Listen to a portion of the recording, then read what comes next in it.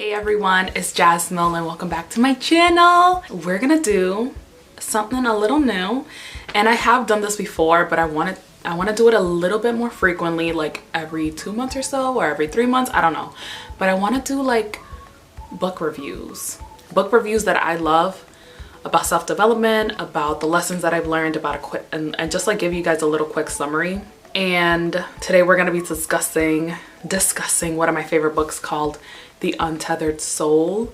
And I love it because it's like self-improvement and law of attraction without being law of attraction. It's not corny at all, and it's just like displayed, like how he writes it is very, like, it just makes sense. I hope that you guys gain something valuable from this book review, and if not, then you please go listen or read the book, because I really do like it, and it's stuff that I definitely need to work on, and just like we all need to work on in this life that we're living in, and just being humans. But yeah, I'm drinking my apple cider juice because I'm doing a liver cleanse this week, and if you're interested in that, I have a video on my liver cleanses and flushes that I really love. And I also want to give a big shout out to everyone that's been reaching out to me personally or leaving comments on my videos. It means a lot. Like, I've been getting good feedback. I was talking about my influencer journey and my content creating journey with my cousin yesterday in the morning, about like me kind of failing and not being where I want to be as a content creator, and not making it profitable or not making any money from it, and just like trying to achieve success and imitate my favorite influencers, but an audience that aligns with like who I am, and not just try to do the trendy things or just put on like a front. I want to be so transparent, especially on YouTube. Yeah, I just want to thank you guys. Every time you guys leave a comment, I know that there's a lot of viewers that don't comment and that don't like commenting or haven't been commenting, but you guys still like secretly support me, or like you're like a silent subscriber or a silent supporter. But it really does mean a lot to me when you publish your comments or reach out to me privately in my DMs or in any other platforms, just because it gives me that motivation and that confirmation that I'm doing something that matters. But yeah, let's get into The Untethered Soul. I'm not gonna go through the whole book and analyze the whole book, analyze everything that he talks about, because it's a lot. Like, you can probably like write up a whole class around this book. You know what I'm saying? I'm just listening it for the second time after 2 years, and I actually want to re-listen to it again after I finish, right after, because there's so much that is in there that is relatable, that is like just light bulb moments. And because I'm listening to it on Audible, you do get distracted here and there, but I want to continue to listen to it. It's so important. I'm gonna give you a quick little rundown. It's literally just about our thoughts. Our thoughts are not our own. Our thoughts are not from us, if that makes sense. Like, yes, we can make ourselves think thoughts, but that takes effort. Sometimes thoughts, we just get bombarded by thoughts throughout the day, and it's just like effortless, like it just comes up.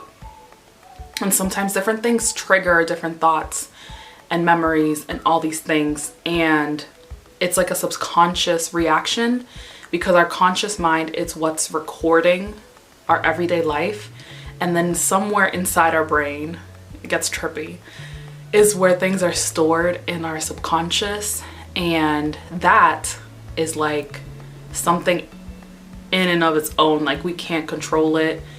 It is like its own entity, our subconscious, and that's kind of what it means when you're hearing all these thoughts and you can't sleep at night, or you're just racing and you're just thinking so much about things, or feeling things. It can be really, really overwhelming, and it's because it is. But a lot of those thoughts, like the negative ones, especially the really dark ones, are not our own. It's just like a survival mechanism meant to protect us, meant to keep us scared and guarded, because we don't want to experience things again. But when we get to that dark place, that anxious place, that fearful place, we start to close up our hearts, our energy channels. We start to tighten up and get really stressed, and it can manifest into a whole other skew of different problems in our lives. Like, so he really emphasizes on like happiness and about kind of detaching from those thoughts. And when you're feeling something and going through a really tough time in your life, to really feel it, but don't let it consume you. And if it does consume you, to just like feel it and let it consume you, but also let it go. The art of letting go and detaching and untethering yourself from those things. And that's where I feel like the untethered soul comes from. It's just really untethering yourself from those really tough moments that you go through in life, because then they get stored inside.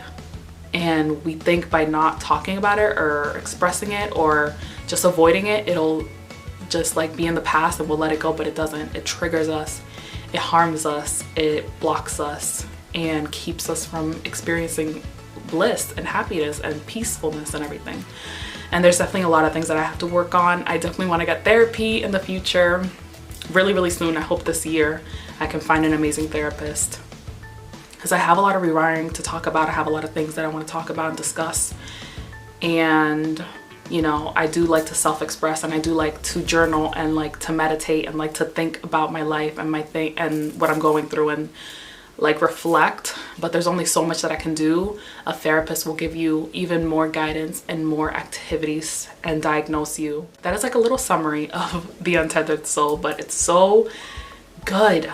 And it talks about happiness. It talks about happiness and letting your happiness not be tied to things that happen in your life. Like if you get a new job, or if you get a new car, if you buy new makeup, like don't let those things be the determinant that makes you happy. Like, yeah, you can be happy to get those things, but it's not going to give you happiness, because a lot of times we do get new things and exciting things do happen for us, or we do things that cause us happiness, but then afterwards you kind of feel like this emptiness, like it doesn't matter anymore, it's already gone, so we're trying to search for something else that'll give us happiness or try to do other things. But it's like happiness within, happiness that isn't tied to anything. So when you're doing something, whether it has a good outcome or a bad outcome, it won't affect you so much, and you'll be more at peace even through the dark times and the low times in your life where things aren't going your way. And it's more towards the end of the book that he speaks on that. And he also talks about happiness not being conditional through other people and through other things that happen to you. So that's kind of what I went through, what I went over. And then he talks about activities that you can do in your everyday life.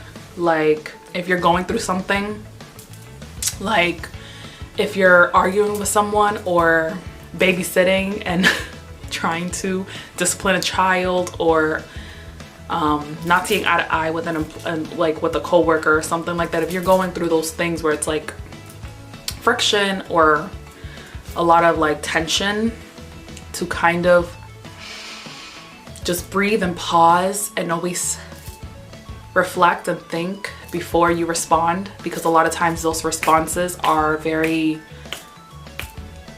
instinctual and we don't think about it, and sometimes they can be really aggressive and negative, and it does affect us.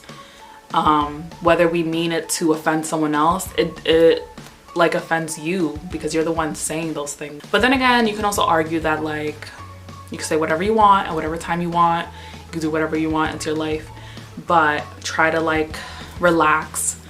And if you're feeling like that energy, that negative energy coursing through your body, just like keep your heart open and try to keep your energy centers open and breathe and pause and reflect and just let it go through you. Because if you keep it inside, whether or not you're responding or not, you can be like a totally passive aggressive person and like a non-reactive person, but you're still like maybe holding on to certain things, and then that's when you like blow up later. That can be also detrimental to your mental health. So try to relax and just not let it affect you. And I'm not perfect. I definitely have to work on this too, because I can be passive aggressive and I can also blow up in certain situations, or I can also just be rude and mean to the people I love. Another thing is meditation. He really believes in meditation. Being aware of the thoughts that you think and what triggers certain thoughts, and just like letting them go. Like that's like literally the art of meditation. It's the whole point is kind of to get to the point where you're not having so many thoughts and you're able to calm your mind and just like really center yourself. But a lot of people get scared of that and they never achieve that, but that shouldn't keep them from meditating. It should just be to literally just sit with yourself and think about your thoughts. Also letting them go and detaching. And if you have like a thought or a trigger that comes up a lot, then you haven't processed that. Like a mourning situation, like when someone's going through mourning or grief and they just lost someone that they love so much that they healed themselves or like moved on or something like that, but then they see something in their everyday life that like makes them think of that person, but it's like they stay stuck on that person, or they stay stuck on that thought, and it's like really negative and sad and overwhelming, and it really affects them. That is like not essential. Like that's not the best way to kind of like deal with things.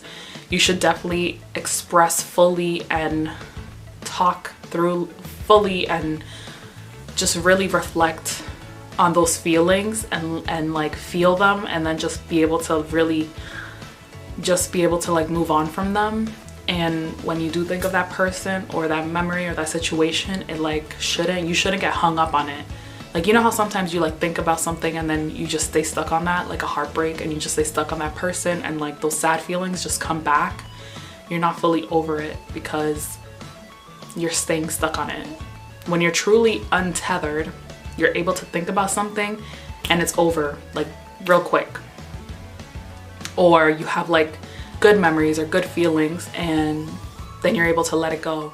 Right. And then I'm gonna finish this up with like the last lesson, I think, or the last point that I learned from this book, or one of my favorite points from this book, is like a metaphor. He said, I don't know if you guys are religious or not, but he said that if you believe in God and God came down one day to say hi to you and to talk to you, and he asked you, how are you doing? Like, what do you think about your life and this world that I created for you guys?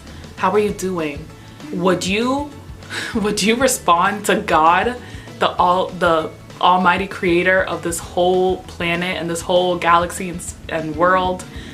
Oh, like, my life sucks, everything's annoying, everything's horrible, like I don't have a car, I don't have a job, everyone hates me, I hate everyone, everything's going bad, like I'm sick, I hate myself, I hate my body, I hate how I look, I wish I had more money, I wish I was richer. Like, would you be saying those things towards God, or would you just be like, wow, I'm so grateful that I'm here and I'm experiencing this life and I have so many amazing people around me, and even though my life isn't going how I thought it would go, or it's taking me a little bit longer to realize certain things, I'm trying and I'm getting up every day and I'm motivated and I'm so grateful to be alive and to be healthy and to be going after my dreams and everything. Like, which one would you like to like tell God about, or you know, communicate to God?